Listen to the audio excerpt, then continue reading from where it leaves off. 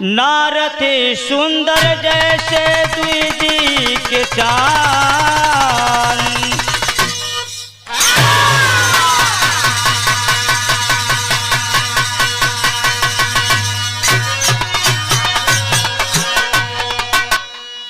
ये कहानी शुरुआत बाम एक बढ़ई के दस्तान कवि जी लिखे हैं। वो बढ़ई इतना शक्ल से बदसूरत था और उसकी दुल्हन बहुत ही सुंदर। कवि जी एक लाइन है गीत देख लो मास्टर।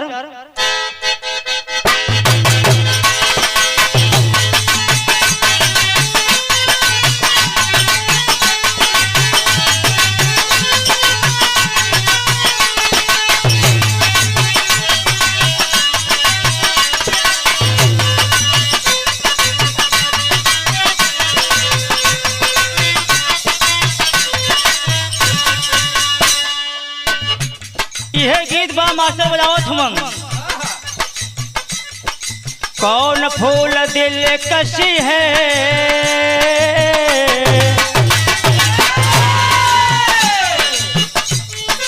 कौन फूल दिल कशी है, ये तितलियां समझती है।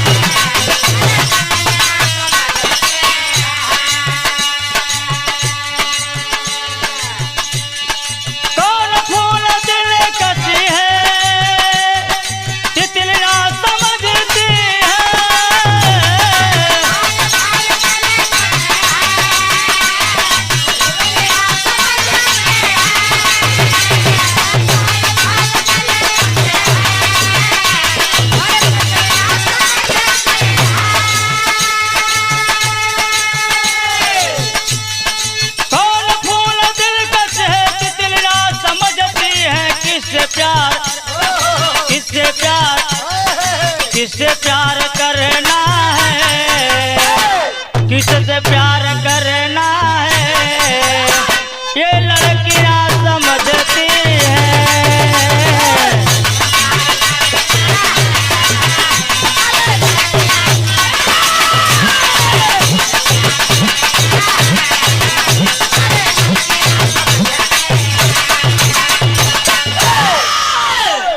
ये गीत की लाइन में कवि जी भाव लिखे।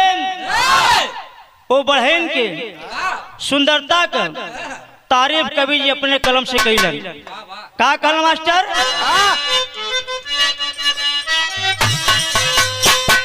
हुस्न की वो मलिका थे, हुस्न की वो मलिका थे, बहारों की रानी है।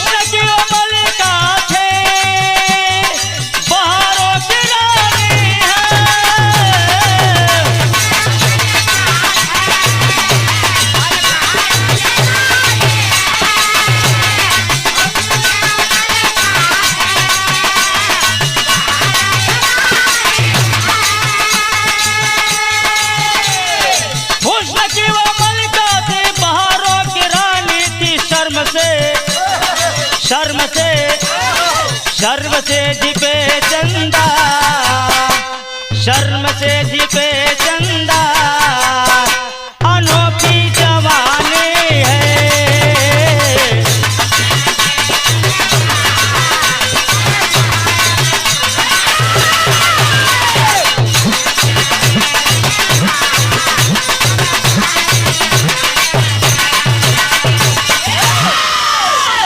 कवि जी शेर से लाइन लिखलन। शेर में कवि जी बहन का रूप का वर्णन करत हुआ। कैसे मास्टर?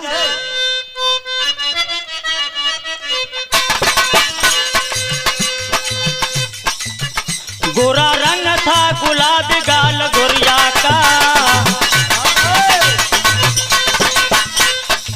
नने मवा के पर गुरा ले बाल गुरिया का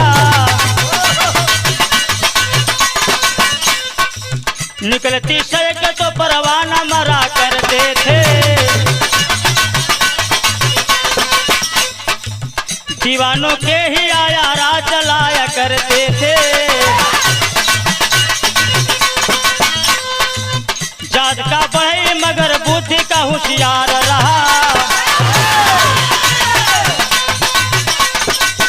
बना के काठे का पुतला एक तैयार रहा कांचा ने सोना का दोनों वह लगाया था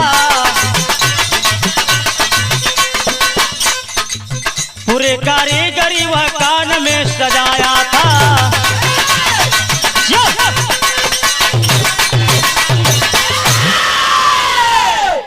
कवि जी भाव लिखलन इतना सुंदर बहे रहल जौने के कवि जी वर्णन लिखलन शेर से एक दिन बढ़ई अपने दुल्हन बहन से कलश जौने बढ़ई का नाम मल्लू बतावल गई एक दिन अपने दुल्हन से मल्लू बढ़ई कहलन कि धन हम बहरा जाल चाहते नहीं कमाए खातिर बढ़िया कलश के जमाने में छोड़ के हमके बहरे चल जीवाम तो हम कैसे दिन काटब बढ़िया के चिंता मत करा तोहरे बदम व्यवस्था बना थी एक ठे काठे के पुतला बनौलस और एक ठे चांदी के सोना और एक ठे चांदी के कान और एक सोना कान बनौलस कहलस कि जब तुहार मर्द के याद आई ते सोने के कान ऐठ देबू तो ई पुतला टाइट हो जाई आज जौन हम तोरा साथ में करीला उहे तोरे साथ में पुतला आज जब इच्छा भर जाए तो फिर चांदी वाला कान ऐठ देबू तो पुतला ठंडा हो जाई रुक जाई समझा के चलस मास्टर यहाँ एक लाइन गीत लग गन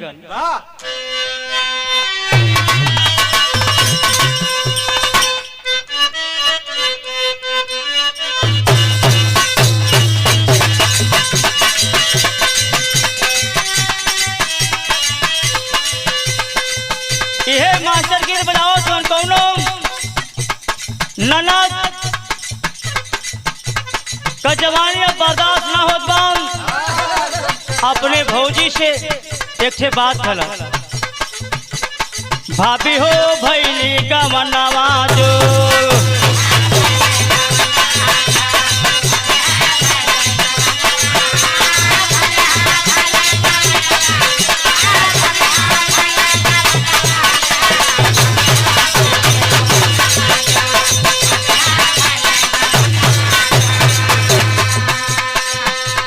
छतिया पर दुई उठल उठनवा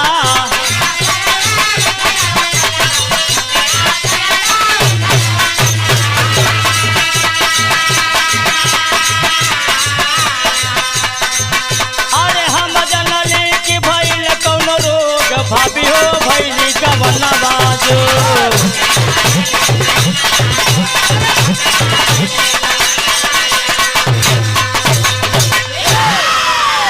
लेकिन बिरहा के अंदर कवि भाव लिखे मल्लू बढ़ई अपने दुल्हन के समझा के बहरा चले खातिर तैयारी किलन तो कवि जी भाव लिखलन मल्लू बिहने चला परदेस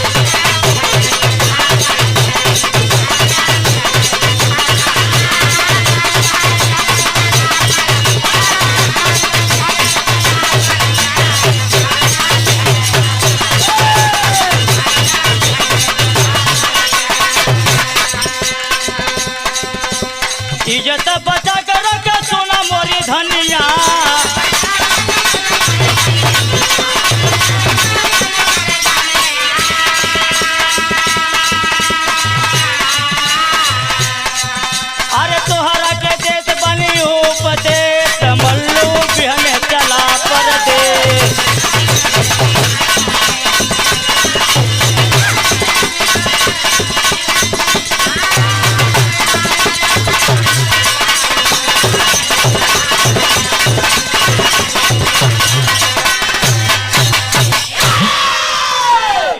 मल्लू बढ़ई समझा के अपने दुल्हन के ये कुल खानदान का लाज तोरे हाथ में छोड़ के हम जात बनी।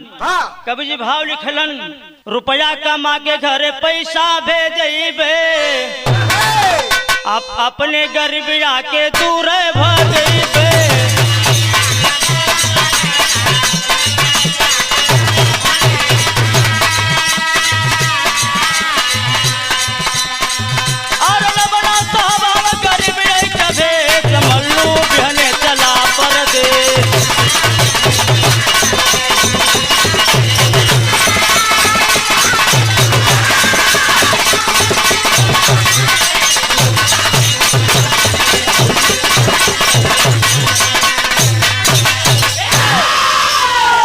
मल्लू भाई अपने दुल्हन से कलश की जब बहरा चल के रुपया पैसा कमा के घरे भेजाई, और जौने गरीबी बाम जौने गरीबी में हम लोग जिये तनी जाम, ये गरीबी के अपने जीवन से दूर भगाई। मल्लू चल दरन परदेश मल्लू बढ़ई चल दिया। लेकिन इधर जब 2-4-10 दिन बीतल तो दुल्हन के इच्छा अब लगत ना बा। एक दिन सोचला कि तनी आजमाइन सही है, बतौले हो कि गलत। तो कभी जाए लाइन की देखला मास्टर,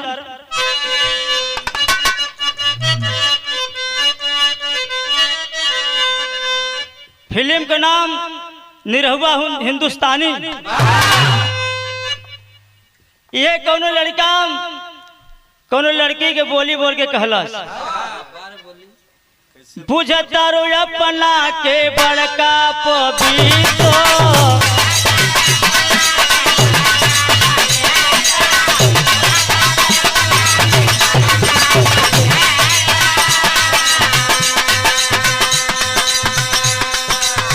बहरा से लौके जवन पहनले बारू भीतर,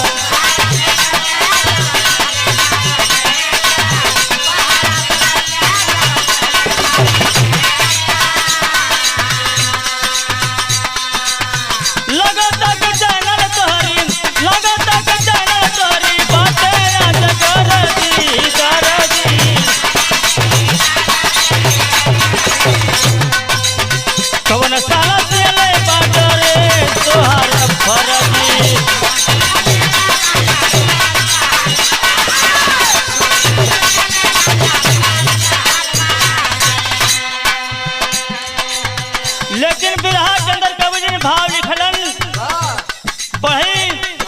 बहन के जब इच्छा ना लगल, जब पति के याद सतौलस तब बहन पुतरा के पास आई और आगे कैलस का,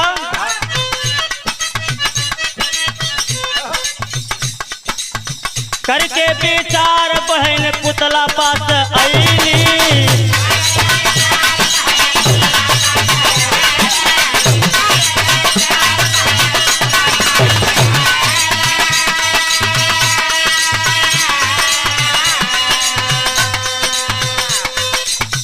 अरमा पूजावे खातिर पुतला से सदवली,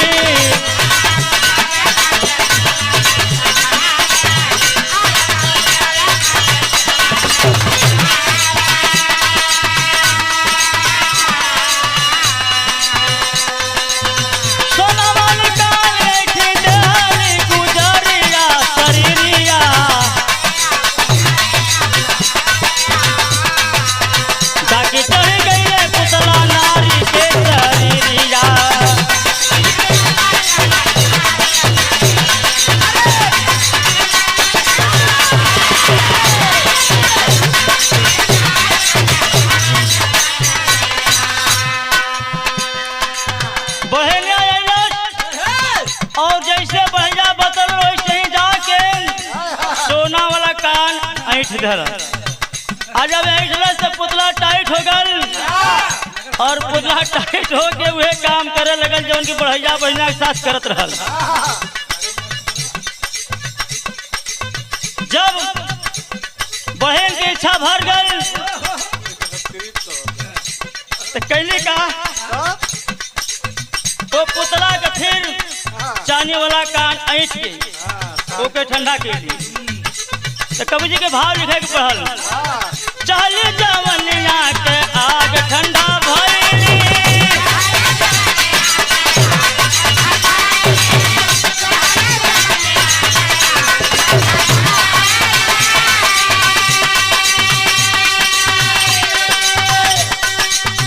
जाने वाला कान बैठी पुतला ठंडा कैली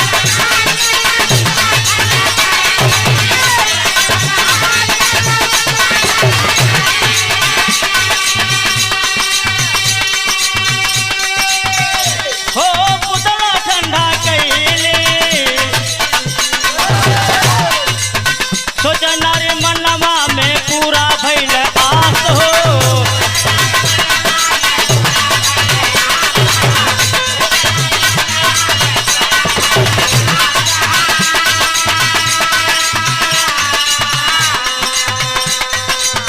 अपना बलमुआ के लगी है पियास हो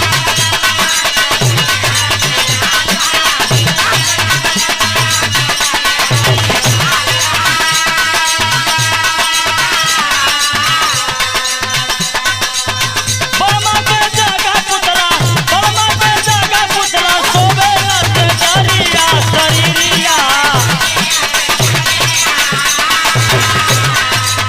डाके चढ़ गई पुतला नारी के शरीरिया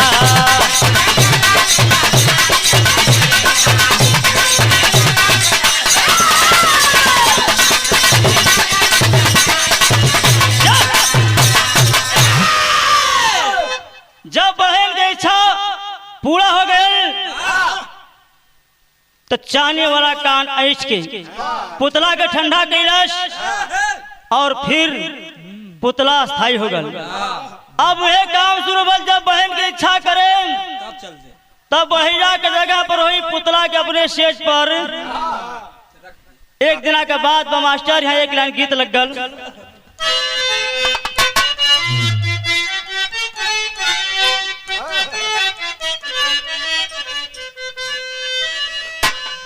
कौनो दुल्हे के दुल्हा प्रदेश चल गल बा गौना करा के काम तो हो ही जाई वैसे अब जनबा वो दुल्हन के रह ना जात बा तो उ ननद अपने नैहर आके अपने भौजाई सी बात कहलस का कहस मास्टर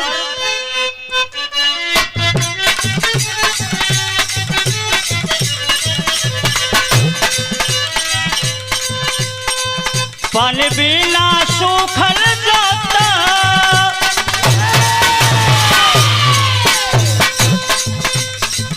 पानी बिना सूखल जाता हमारो बहुदी रे बहुदी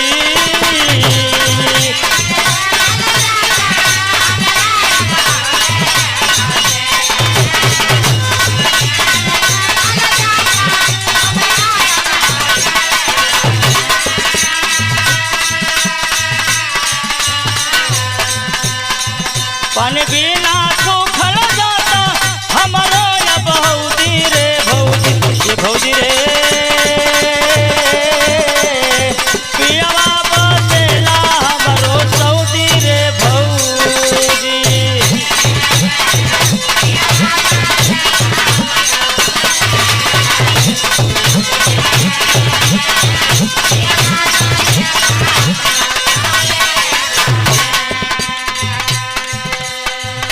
लेकिन बिरहा के अंदर कवि भाव लिखलन एक जना बहन सुबह का टाइम बा अपने दरवाजा पर खड़ी बा और जमाने का शरीर से बटले बा देह तोड़त रहा तक कवि भाव लिखलन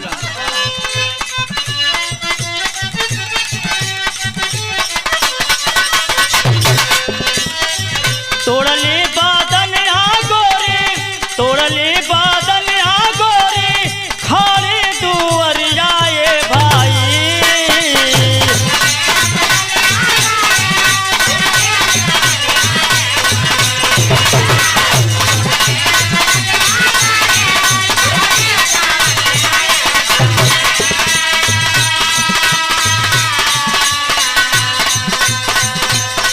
तोड़ली बादन गोरी खाली दुअरिया ये भाई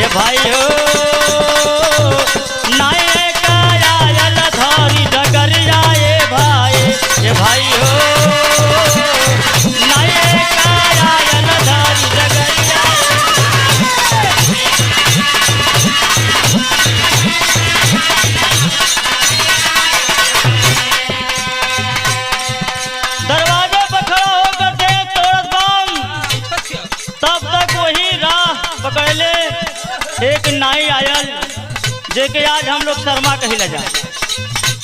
नाई जब बहनिया के देखलस ओकर मन बिगड़ गल और जब बिगड़ गई तब कहत का कर मास्टर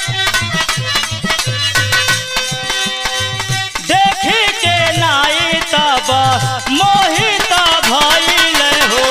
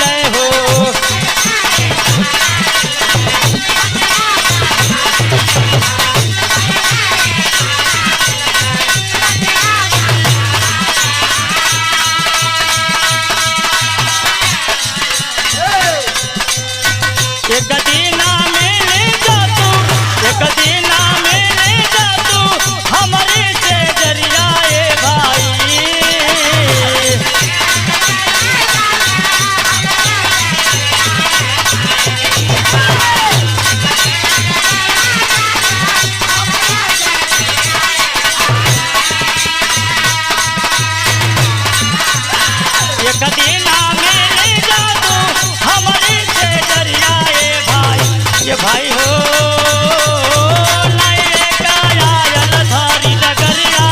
भाई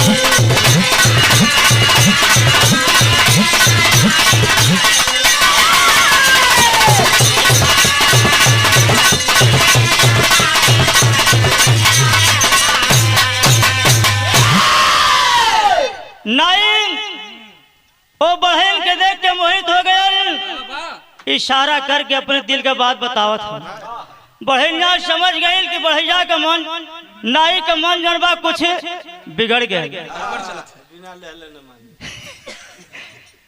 यह सोच के बढ़िया उनके भाषा के समझ के कलश ठीक बा जौन आप कहत बड़ा हम समझा तानी और इसमें घरे हमारा आदमी ना हुआ ऐसे जाम राती में यहाँ दिन एक चक्कर में मत पा। हाँ 10-5 मिनट के बात नहीं बल्कि रात भर हमारे साथ है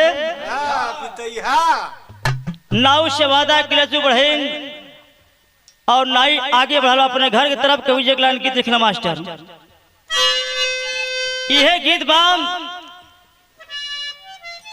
कौनो लड़की का फैशन देख के कौनो लड़का बतावत बा यह कहला से पेनलू कपड़ा ऐसा न देखी बिगड़ जलाई माँ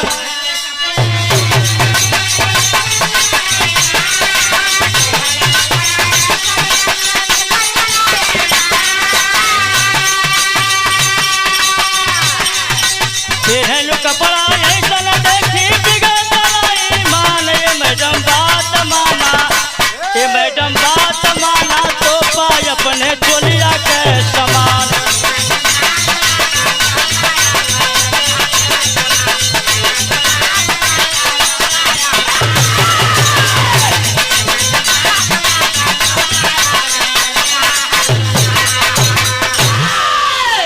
यह भाव बाम यह गीत गीत के लाइन में कवि जी भाव लिखलन जब नाई से बढ़े न वादा किलस अब नाई खुशी में छाती फूल के छाता मुंह फूल के गुब्बारा हो गया चलते रास्ते कवि जी भाव लिखो मास्टर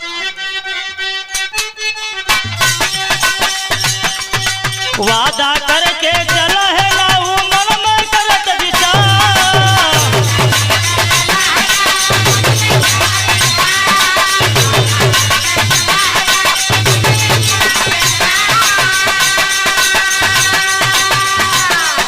वादा करके चला है नाई मन में करत विचार आजा रातिया में हो आजा रातिया में जानी कोटी खुशिया बाया पार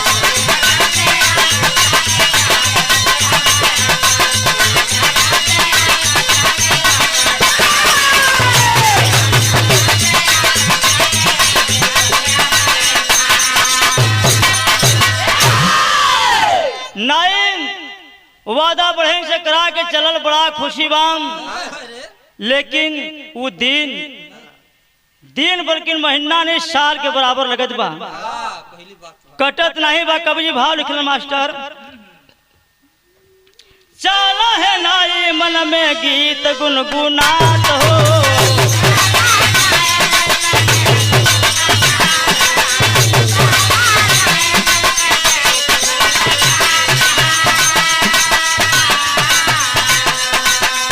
कब हो रात नाई करत मन गुनगुनात हो।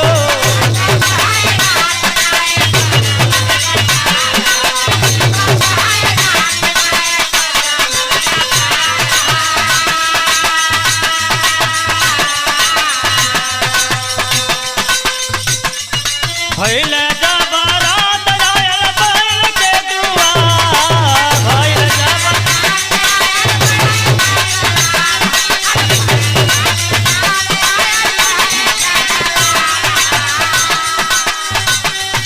भइल जब रात आयल बैल के दुआर, आजा रातिया में हो, आजा रातिया में जाने कटी खुशियाँ बाया पार।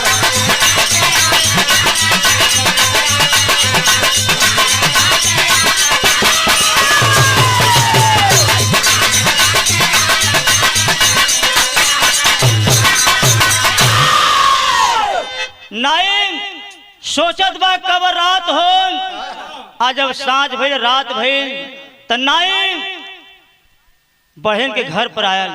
आज जब बहन घर पर आयल तो बहन का किलस की चारों तरफ से दरवाजा अंदर के बंद करके जो आंगन में दरवाजा था उसी दरवाजे को खोल दिया है, और उसी आंगना में वही पुतला के जाके खड़ा कर दिला। जब पुतला खड़ा बा जाके नाई झांकत बाम तो देखत वह कोई खड़ा बा, व्याकुल हो गल और वहां से भाग चलता। कवि भाव टेरिस लिख रहा मास्टर,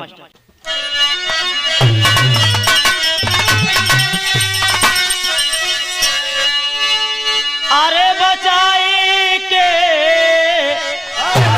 आफत से जनवान, अरे बचाई के आफत से जनवान, नाई भाग चला धीरे से पांव दबाई रे दबाई रे दबाई।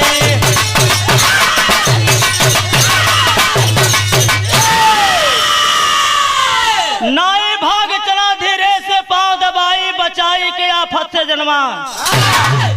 कवि जी भाव पापड़ से लिखल मास्टर,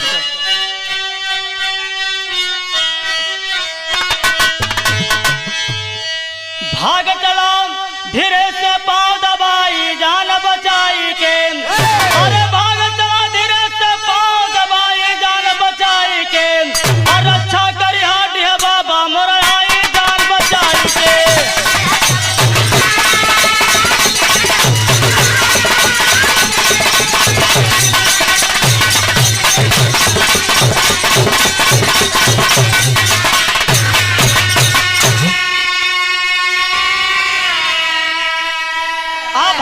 भागत नाई एक पंडित के द्वार अइले हो, आ पूछने लगे पंडित तब सारा बयान कर गईले हो, अरे धोखा करके पहन दिया फसाई जान बचाई के, धोखा करके पहन दिया फसाई जान बचाई के, हमसे पहले मर्द एक बुलाई जान बचाई के।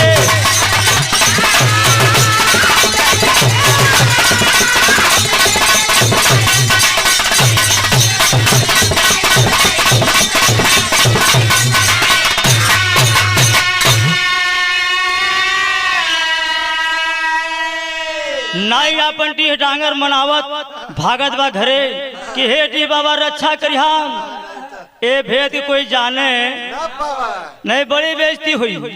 भागल भागल आवत तुमन गांव में एक पंडित जी रात के समय में शंका करे खातिर बाहर निकलल हुआ।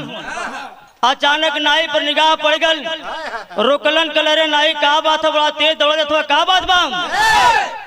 भाव मिलल कि नाई पंडित इससे बतावत बड़ा बात का, अरे नाई कहे पंडित बाबा पर नहीं मत हमार हो, सारी बात बतावत के बहनिया हमसे वादा के लिए बोलौले रहे। आज हम बहनिया घरे गईली तो हमसे पहलवा एक मर्द के बोलौले बा। ए बात जब सुनल पंडित जी तो कहना ऐसा बात बा तो चला तोरे साथे हम चलत तो नाई पंडित बाबा से कहलस का कहलस, अरे कहे नाई पंडित से पर हिम्मत हमार हो हदस का सारी दहिया जैसे भिगल बिलार हो। अरे बोले पंडित नाई के धीर बधाई जान बचाई के, बोले पंडित नाई के धीर बधाई जान बचाई के। अरे आगे आगे हम चलबे मोर भाई जान बचाई के।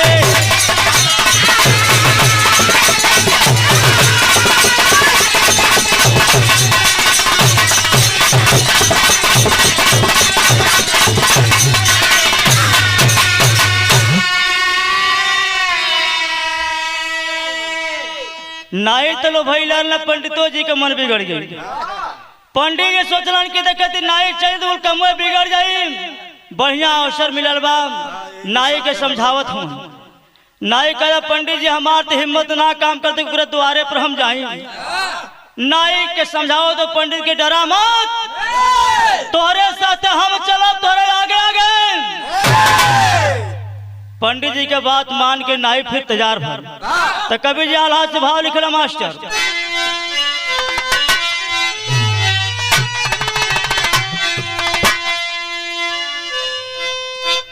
आगे आगे पंडित पीछे, आगे आगे पंडित पीछे नाई चाल भैला भैला।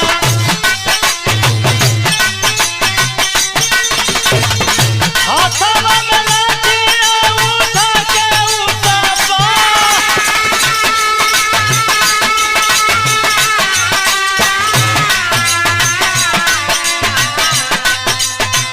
धीरे धीरे नहीं रहता बढ़ाई न दुआरवा पंजो।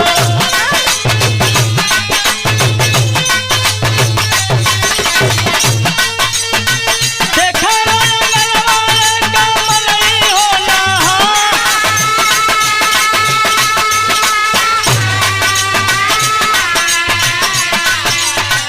कहे पंडित नाई मोरा माने ले बापतिया मिटऊ।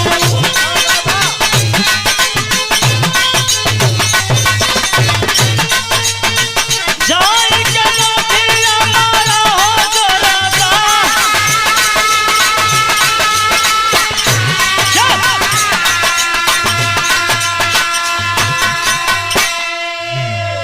पंडित नाई दोनों बढ़े घर अलन। देखत हमन द्वार अंगना में एक मनई खड़ा बा। पंडित जी का तो नाई से लाए लाठी और जाके एक लाठियों के मारा। तो मास्टर दिन आल्हा बदल ला सदर से,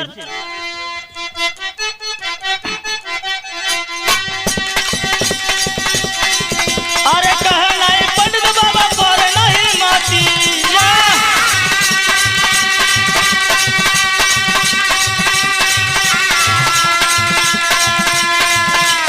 कैसे के लठिया मारी हो जोरदार।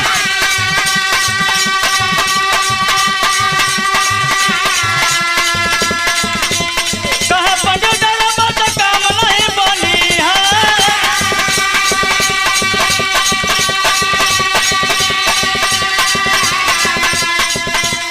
कर रही मत मना बतिया हमार।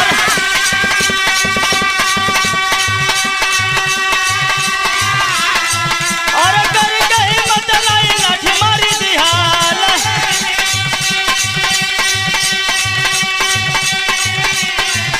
अरे कर गई मत तब लाठी मारी दिहाल।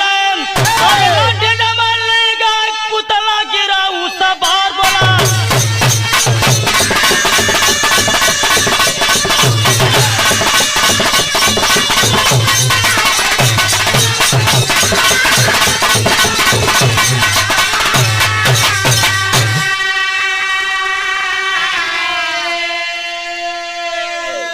नाई कदा पंडित जी हमारी हिम्मत ना काम करत बा। पंडित जी कह रे भाई हिम्मत करा, अगर हिम्मत ना करबा तो काम कुल बिगड़ जाई, आयल चीज माल निकल जाई। हिम्मत करके नाई जाके एक लाठी पुतला के मरलन और पुतला गिर गया। और जब गिर गया तो दोनों दोस्त कैला का मास्टर कभी जो लास्ट लाइन में निकला पंधारी से,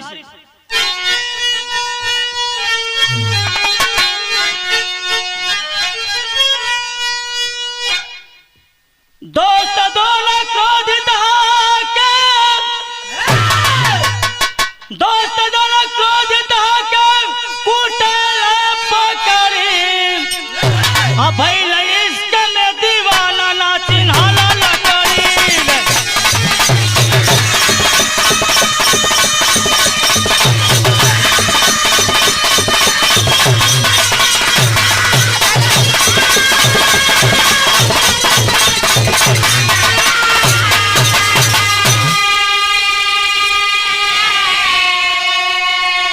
दोनों दोस्त क्रोधित होके कुटेल पकड़ी, भइल इश्क में दीवाना ना चिन्हाला लकड़ी। दोनों दोस्त बढ़िया के चक्कर में पागल हुआ, पुतला के दोनों दोस्त कुटत हुआ। कुटत कुटत भइल का धीरे धीरे पंडित जी मारत मारत तो ही सोना वाले कान तर पहुंच गया। गुस्सा हो के सोचना कि धई के चौथ के कबार के फेंकी दही। अजय कान के ऐठे पंडित अब पुतला हो गल टाइट, अजय पूत पीठे ऊपर तबा फेरन लगा पाई।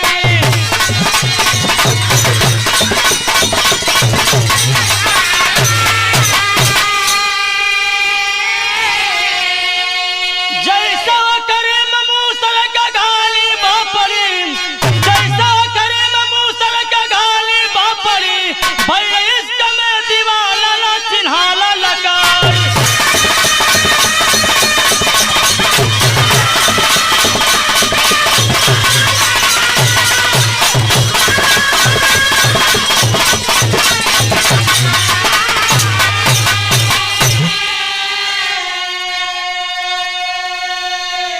पंडित जी वही कान के पकड़ हलन ऐठत हुआ। जस जस पंडित जी कान के ऐठत तो तस तस पुतला टाइट होए शुरू हो गया, और इतना टाइट हो गया कि पंडित जी को उठा के दे मरलस। और वह काम पुतला शुरू के लिए जो बहनिया के साथ करत रहल। पंडित जी के लगल खोबा, बाप बाप चिल्लाले पंडित, बाप बाप चिल्लाले पंडित, अनाई चला पर आई, सुन के हल्ला गाँव घर का जुटल नरनु गाई।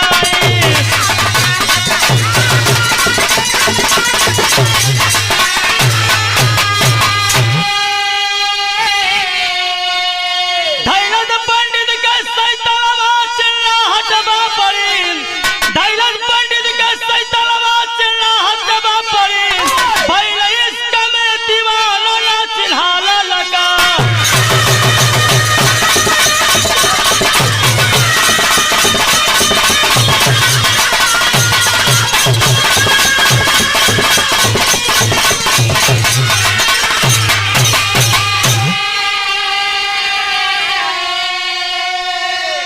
बाप बाप पंडित जी चिल्लात हमन, तब तक नाई चलल फरार हो घास में। अपन जान बचा के नाई भागल, हल्ला मचल गांव घर में। पंडित जी फंस गइल। गांव घर के लोग जुट गइलन, देखत हमन बहन के अंगना में। तब पंडित जी के कुटाई करत बा पुतला, लाख कोशिश करत बा पंडित जी के पुतला छोड़ते। गांव घर के लोग जुटलन तो बहन के द्वारे बुलौलन। अरे गांव घर के बात सुन के बहन द्वारे आई, और सोना चांदी वाला कान है पंडित का जान बचाई।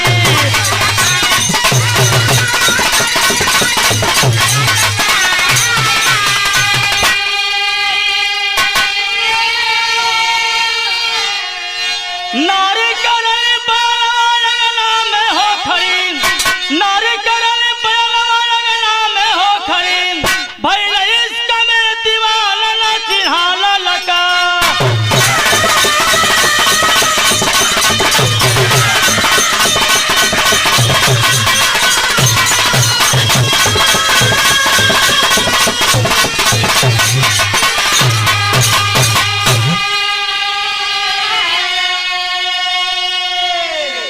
गांव घर के लोग बहनिया के बुलौलन।